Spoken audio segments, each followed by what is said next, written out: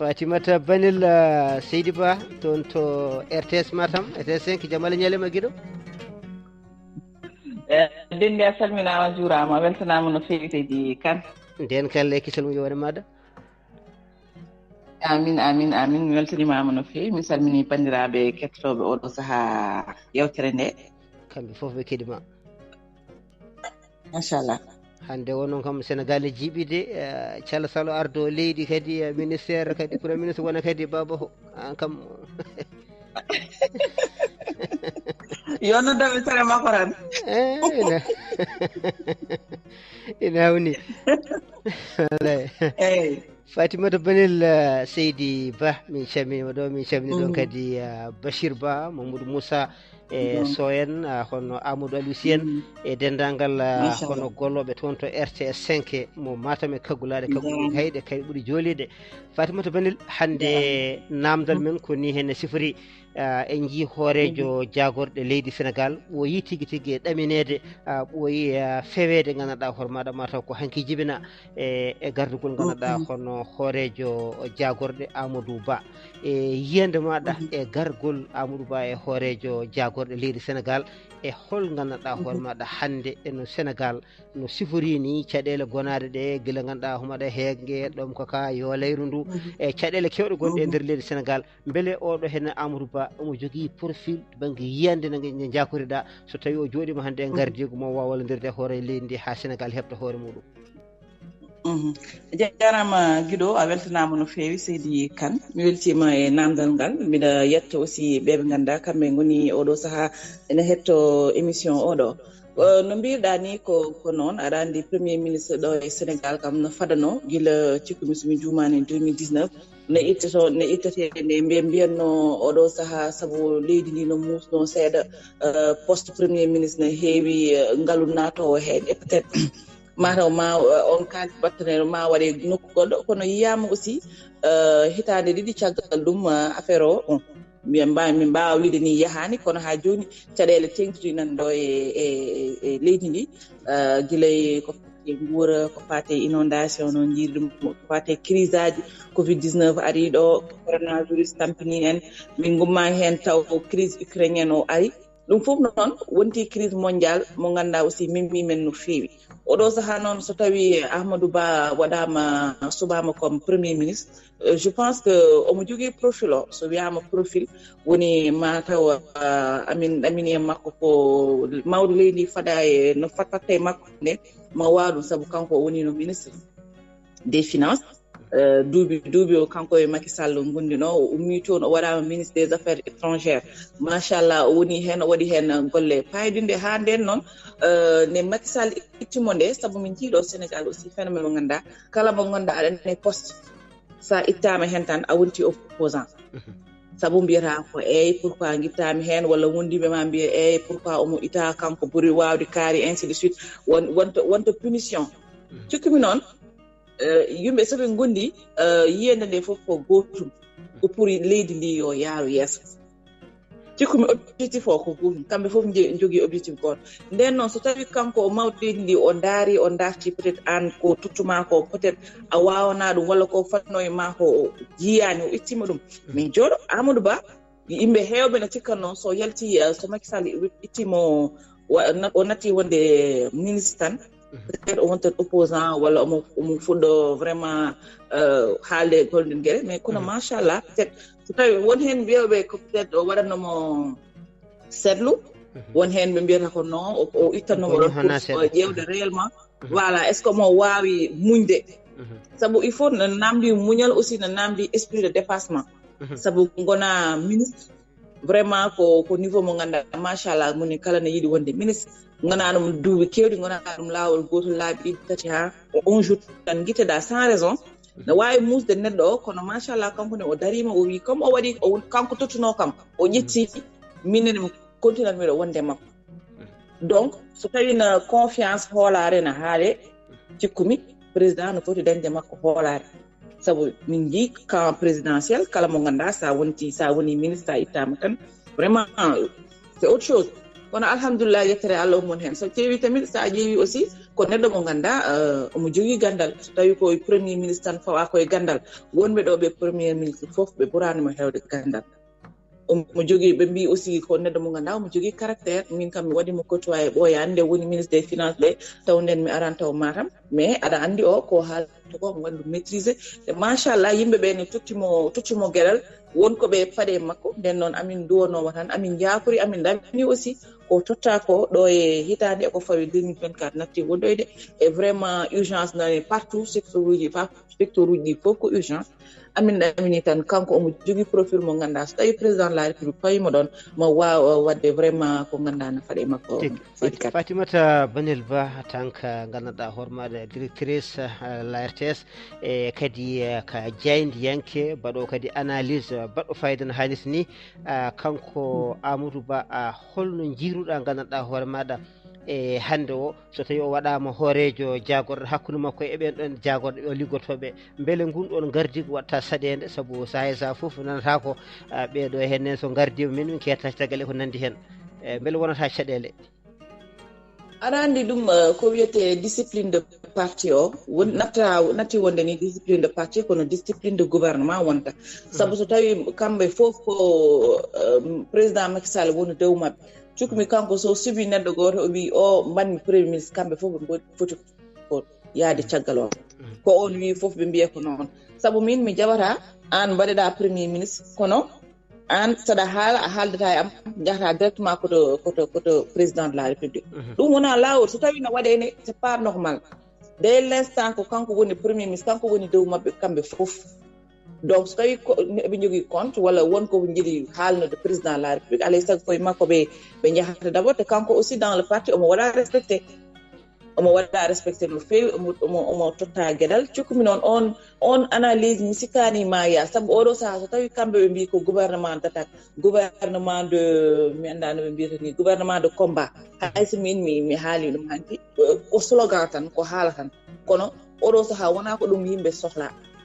wona ko ɗum yimɓe sohli saabu nden ɓe mbiyatno fast track gouvernement fast track ɗum mbaɗi men kitti premier ministre kono fast track woni ko yo yaw nde yawani walla yahani no yimɓe ɓe jiɗino yo yawir ni yawirani noon joni ko heddi ko tan ko yoɓe liggo kala ko woni considération kala ko woni mette kala ko woni ko ganduɗa no wawi bonnude walla no wawi tardideɓe tan kamɓe les ministres d' abord ɓe poti ko ittude ɗum ɓe pawa ɗum to ɓe ganda ko oɗo saaha ko vraiment ko urgence ko Sénégal tan foti wonde objectif mabɓe yo Sénégal yaaru yeeso saabu noon yimɓe ɓe tampi trop namdal gotal walla namɗi tan mi ɗaccitma e ina wiyatno moƴƴi ardo ko neɗɗo tawi ko technocrate walla ganduɗa ko jaaru politique e gueɗe mbaɗe noon e tawa wawde ɗum ga ko heɓita leydi ndi ɗum ɗo ko heɓitade hoorejo leydi ndi tawde seɓɓitima beele landa ka wawa heddade e hande so tawi Amadou Ba suɓama cikkuɗa holko wawi ñawdude hen koto banggue technocrate to walla koto banggue politique to non min oɗo saaha kam cikkumi politique kam Sénégal ko ɓe foti tan étude politique ɓe pawa ɗum to saabu minen ko politique o tardini min en fait adi politique no moƴƴi so saaha élection ari min mbaɗa politique saaha campagne ɓe mbiya koye campagne wona min mbaɗa politique kono min mbawa ƴeew mandat président guila nde fuɗɗinde ha joni dernier oɗo mandat so tawi no wiyene ko dernier mandat koye politique te min kalata yimɓe ɓe liggaki moni kala nan jooɗi no wiya ala no waɗa calcul en fait koye calcul aji tan ɓe goni somi waɗi ɗum est ce que watta répercussion ɗo somi wi kaari est ce que kaari watta hamni est ce que somi waɗi min cikkumi oɗo saaha technocrate o en tant que homme d' état ko ɗum tan faɗa e makko omo jogui vision min mbiɗa andi Amadou Ba omo jogui vision sa yi président de la république artirimo e gouvernement waɗimo premier ministre c'est parce que omo andi oɗo wonko jogui wonko wawanimo joni noon oɗo saaha ko ɗum tan yimɓe ɓe cohli yo wat tracé politique mo ganduɗa yimɓe fof gouvernement yo député yo kamɓe fof ɓe ganduɗa koye mouvement présidentiel o ɓe goni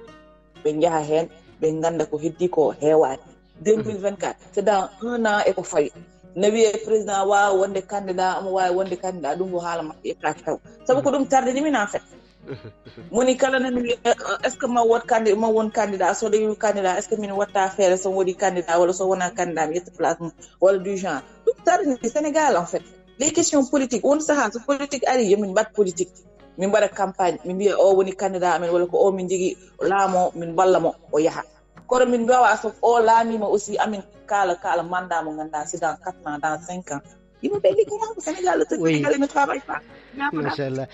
mi ara tan e namdal cekkitingal joni goto e bandiraɓe rewɓe reyɗo ene wiye aram sey mo ganduɗa gadda kadi ko gardiɗo ko fewte ha feere ganduɗa ko wiyete ko hono potal rewɓe manan parité e oɗo saaha joni ka Mimi Touré hol jiruɗa ɗum bon ka Mimi Touré quand même ko ka mo ganduɗa omo waɗi délicat seeɗa sabu so tawi min e yiyandam quoi cikkumi kanko ndew yahata mo wona tête de liste Benno Bokk Yaakaar min ganda ɓe kalnani min kanko e Macky Sall holko ɓe kalti en principe so tawi Macky Sall noddimo wimo ko an mbaɗanmi tête de liste peut être o waɗinomo promettre hunde soit ko an wonata présidente assemblée nationale soit ko an wonta ni walla soit so ɗum waɗama ko ɗum mbaɗanmi walla ko ɗum jinmi wadde minen min ganda à vrai dire kamɓe ɓe kalnani min mi waɗi campagne machallah campagne mo ganduɗa ko campagne moddo en tant que femme en tant que debbo ala ko min mbaɗi poti waddemo reproché ala minen à veille nde wiyete janggo ɓe mbatta installé bureau assemblée kamɓe tous les députés APR ɓe mbaɗino dental goto ɗo e Saly somi juumani kamɓe foof mataw ɓe jewtiɗi pour andude holko ɓe mbatta janggo joni entre temps holko change hen est ce que Mimi Macky Sall winomo ko so Aminata Touré est ce que Macky Sall winomo somin mbi assemblée nationale ko an wonata présidente assemblée nationale so tawi ko ɗum o winomo noon o toñimo o jamfima sabu o fotani wiidemo ka an wonta présidente ha paari o itta ɗum o watta ɗon goɗɗo c' est pas normal e cikkumi aussi oɗo saaha mo gonɗen débat ko gorko ko debbo fotani wonde quoi sabu min jiiɗo rewɓe ɓe ganduɗa kamɓe ɓuuri darade worɓe ɓe min jiiɗo rewɓe ɓe ganduɗa kamɓe ɓuuri waawde koɓe mbatta ko worɓe ɓe yiyama ɗo Aminata Touré woni ɗo ministre woni ɗo premier ministre machallah o waɗi ɗo golle payɗiɗe ɓe ganduɗa hay worɓe ɓe mbawa ɗum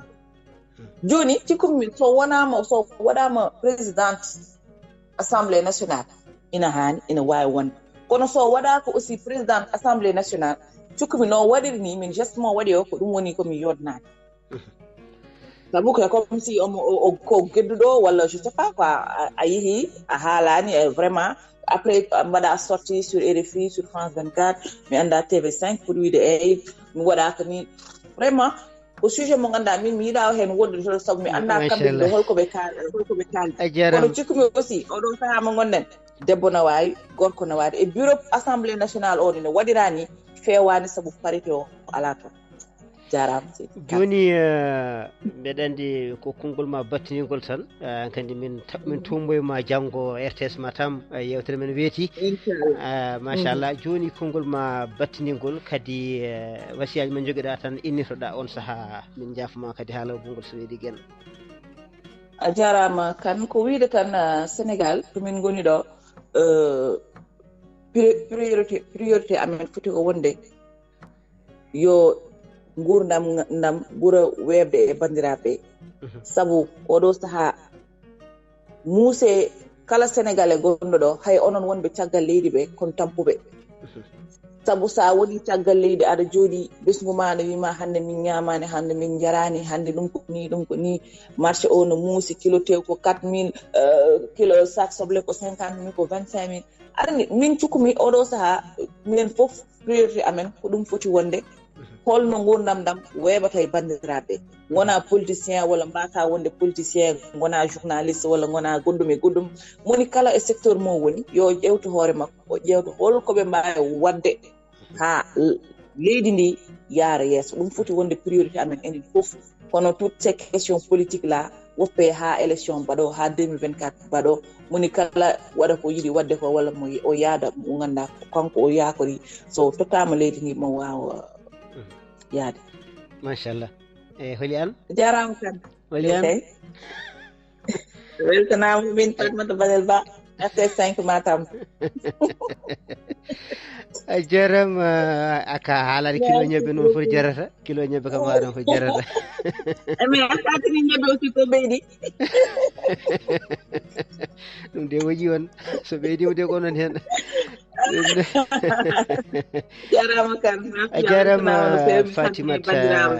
banel hen perguide tan amin ñaago hen yaafuyo kela hen ka neɗɗo baɗɗo fayida hay sino ko ba jetɗa ko jikku jal jal joguiɗa moƴƴi haalirde rendo haalirde kolaɗolla en haalirde jayre hello Facebook ɗingiral fulɓe ɓeɗo foof ene gonde maɗa ɓe jettima kadi ɓe jarima yo guene yoɓe moƴƴere machallah a weltanama no fewi kaneɗo ka moƴƴo ɗum noon jokke golle ko mbatton toon ko ina hette kadi machallah ko gueɗe baɗɗe fayida no fewi yettama jarama ɗum noon Seydi Bapulo yo guene yoɓe moƴƴere en jetti Fatimata Banel Ba ganduɗa kanko woni directrice toon to Rts5 mo Matam e kaggulaɗe kagguɗe ɓuuri kayɗe ɓuuri jolide en jettimo kadi natane makko waɗde fayida yo guene yoɓe moƴƴere ɗum noon mataw ko ɗo yewtere meɗen hono gasata mataw ko ɗo baynortoɗen